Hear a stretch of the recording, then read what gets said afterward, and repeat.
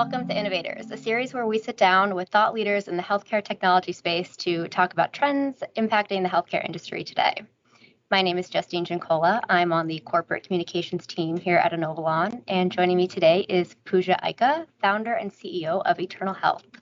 If you're not familiar with eternalHealth, they are a female-owned Medicare Advantage health plan, and their mission is to make high-quality, affordable care accessible to everyone. So thank you for being here today with us, Pooja. Thank you for having me, Justine. I'm excited to chat with you. Great. Well, let's get into it.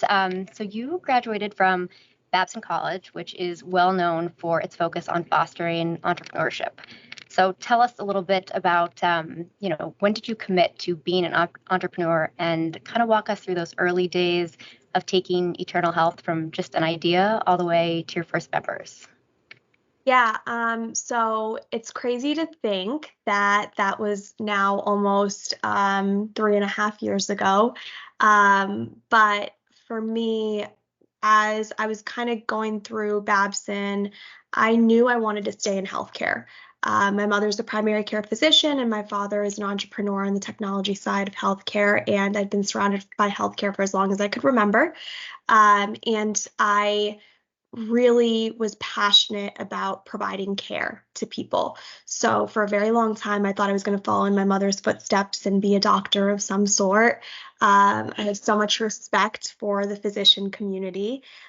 And I think as I started to think through what my specific skill set was, I realized that I was really good on my feet. I was a really good problem solver. And I had a sense of business acumen that I think would have been really valuable in the insurance industry. So I dabbled a little bit in the exchange space, and I looked to see really where I think we could make the most impact, and that's how I stumbled across Medicare Advantage. And I think that as I look back on our journey, one of the stories I always share and tell is my dad very early on had said, just go print out the application and start working on it. And this was the application to the Division of Insurance. And I still remember that to this day because they were asked for org charts and so much information. And it was just myself at that time. So I was like, okay, what do I do? Do I put myself in as all of these roles? So it's been such an interesting journey. And now I'm so proud to say that we have a team of about 35 people. We're in both Massachusetts and Arizona. And it would have never been anything I could have ever envisioned or expected. And there's been so many twists and turns along the way, but I've been really fortunate to be able to go through all of those with such a great team. And I am really grateful to have the opportunity to serve our members in both Massachusetts and Arizona and really give back to the community that's given so much to me. That's awesome. And I think, what makes that story so cool to me is that, you grew up seeing healthcare from maybe a different lens than a lot of us do. So you have some background and history that you can really pour into what you're doing. So that's awesome. Now, we know that there are lots of plans to choose from. So tell me, what would you say makes eternalHealth different from other plans? So I actually think it's something that you just described in our mission when you were introducing eternalHealth. It's all about making sure that we're providing access to care and benefits. So one of the most important things that we're focused on is there's so many plans, like you said, and people oftentimes pick a plan for a reason, but then they completely forget about that specific benefit. And so one example I'll give you is a lot of plans offer transportation benefits. But very rarely does a member actually utilize it because they don't know how to. And the actual process of getting access to the benefit is so complicated. And so for us, it was really important for us to create benefit designs that focused on the needs of the beneficiaries that we were serving. But beyond that, actually accessing those benefits was easy. We were being as transparent as possible, and we were really empowering our members and tapping into ways that were viewed and perceived as easy for them, right? So for example, with transportation, we do offer Uber and Lyft transportation, so on-demand services, but they're able to do it by getting on the phone instead of having to use an app. So giving them that flexibility and freedom to get access to the benefits in the best way possible for them was really important to us. And then beyond that, I think we've all been on the receiving side of customer service, and I always tell our team, when anyone's calling into the customer service department, they're not calling in because they're super ecstatic and happy to be calling in, as I'm sure all of us feel that same way too when we're calling in. So it's really important for us to put ourselves in the shoes of our members and do everything possible to make sure that we're going above and beyond and really providing them white glove customer service. That's awesome. And I think this is kind of a follow-up to that is now you're shopping for a plan. These are all great benefits that differentiate you from others. But how do I know if Eternal is the right choice for me? Yeah, so typically, right, people obviously look at the products, but then they also look at the network, and then they will take a look at the supplemental benefits. I would say that we have worked really hard. We have 4 products in Massachusetts, 2 HMO products, 2 PPO products, and then we have 3 products in Arizona. And we've really tried to curate them to meet the needs of the market. So, for example, with our PPO products in Massachusetts, we have built in $0, actually across the board for all of our products, both Massachusetts and Arizona, we've built in $0 PCP copays, $0 specialist copays. For our PPO products, we have really low out-of-network copays for specialists, and we've kept our PCP copays at $0. Again, focusing on access to care and really removing any barriers that you could foresee. I think people oftentimes have a misconception that Medicare Advantage products are only for those who are, on the lower income or medium income side, but that's really not the case. In Massachusetts, so many people go to the Med Sup side and they don't realize how much money they're just leaving on the table. And so for us, we really want to be going in and educating the population and helping people understand that one of our 4 products in Massachusetts or one of our 3 products in Arizona really can meet the needs for most people. That's great. And I know that, even on as a shopper for health insurance, it's a lot of times hard to know what really are the benefits, what should I be looking for. So it sounds like you guys do a great job of kind of outlining what those differentiators are. So that's great. Looking at eternalHealth's board, including you've got executive leaders from brands like Apple, Johns Hopkins. Those are some pretty impressive names. So what would you say the biggest benefits that you've realized personally and even from kind of a business standpoint, benefits from their involvement and support? So I think for me, it was really important to bring together a board that was very diverse, and also a board that was kind of coming from different backgrounds. So I wanted people who came from large national carriers, as well as people who came from the startups that, have been kind of new in the space, but really rapidly growing. And the idea there was to really learn a lot of lessons in regards to the do's and the don'ts. And I've been so fortunate to be able to do exactly that. And in addition to that, John Scully, who's the former CEO of Apple, is actually the chairman of our board. And John is such a visionary as it comes to marketing.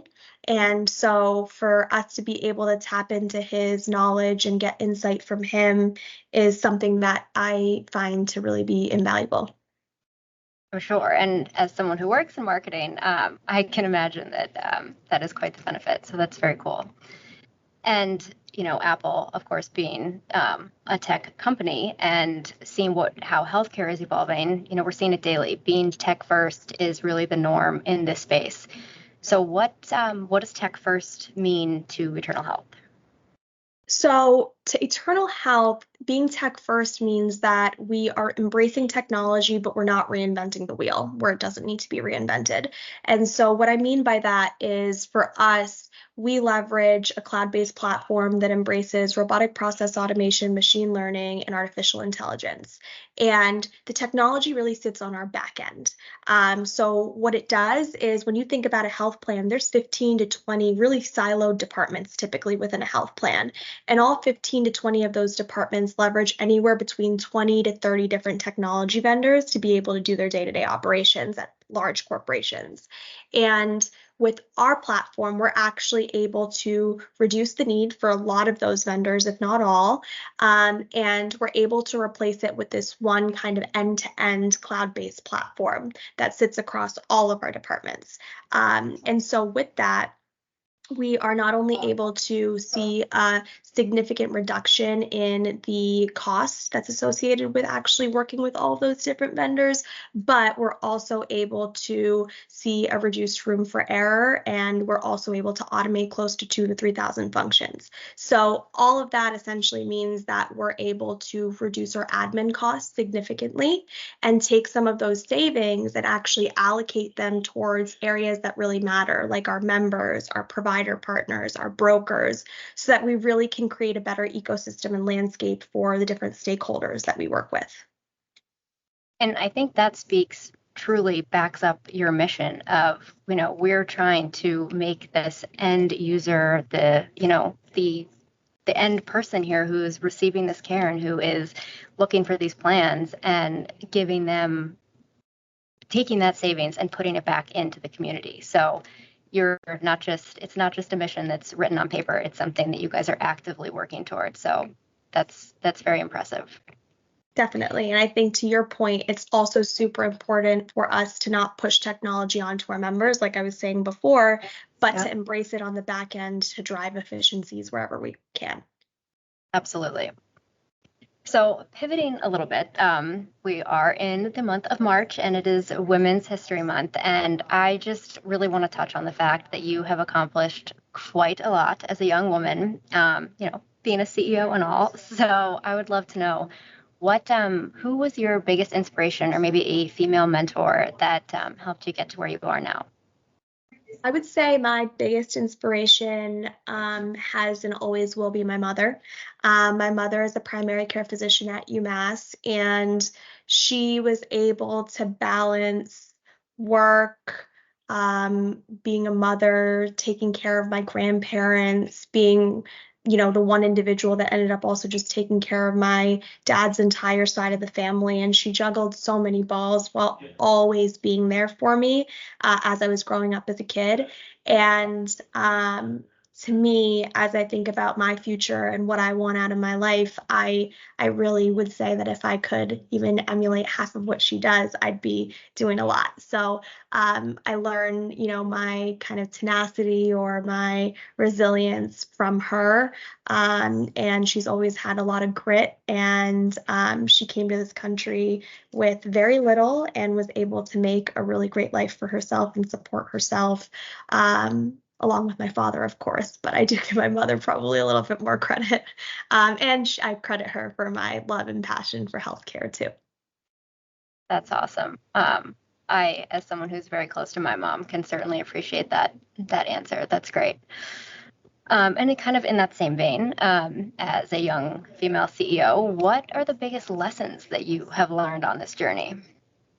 I think one of the things I will, again, tie back to my mother, she would always tell me that, when I started out in the space and I faced any headwinds, that respect is not given, it's earned. And so I've really lived by that.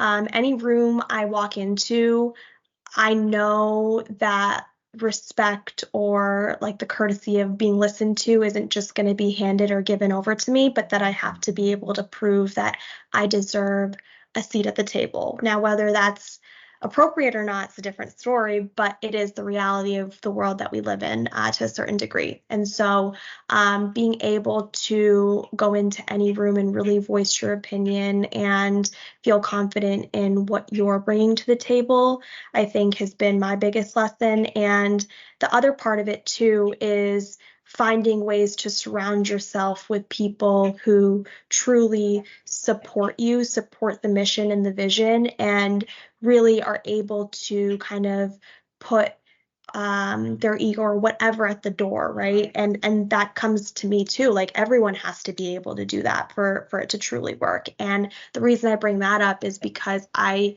believe that at this point in time, and it's taken a lot of iterations, but at this point in time, I have a team that is truly able to embody that, in the sense that we all have different perspectives and different thoughts that we bring to the table, but we bring everything to the table with so much respect for one another that we're able to really come to like a unified conclusion. While we might not all be aligned on the decision, we are aligned on the fact that we are one team working towards one goal. So I think that's really, really important too.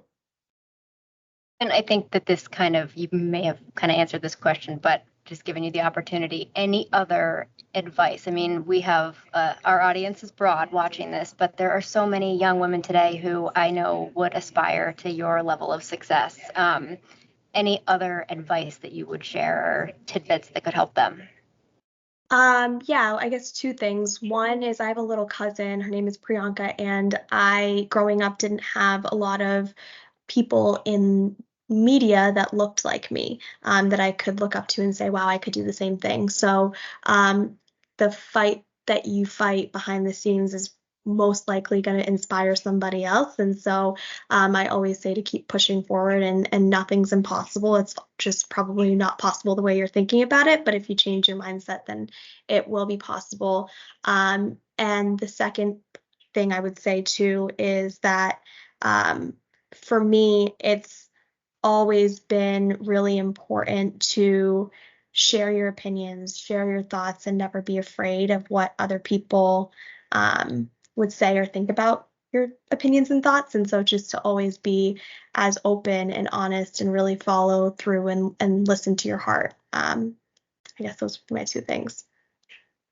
I have a mentor who that's one of her biggest things is own it. And kind of to hear you echo that is very cool. Before we wrap up, I will kind of bring it back to Eternal Health, and on the tech side, you've done a lot already this year and over the past couple years. So curious, what are you most excited for the rest of 2024? And then would love some teasers on what is to come next year.